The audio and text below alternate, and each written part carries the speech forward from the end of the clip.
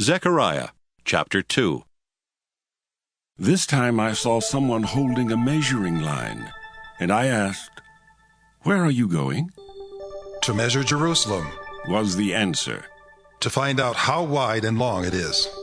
The angel who had spoken to me was leaving when another angel came up to him and said, Hurry, tell that man with a measuring line that Jerusalem won't have any boundaries.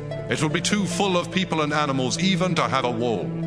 The Lord himself has promised to be a protective wall of fire surrounding Jerusalem, and he will be its shining glory in the heart of the city.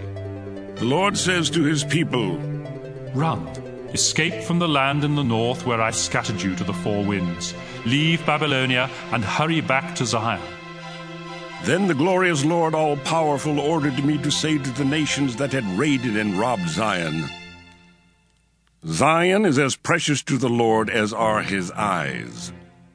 Whatever you do to Zion, you do to him.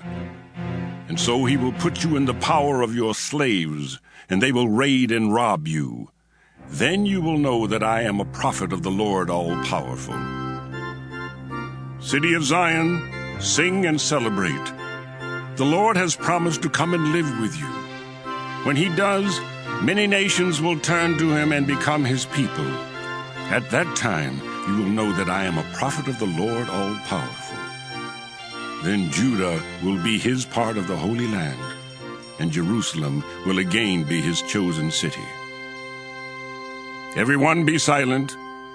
The Lord is present and moving about in his holy place.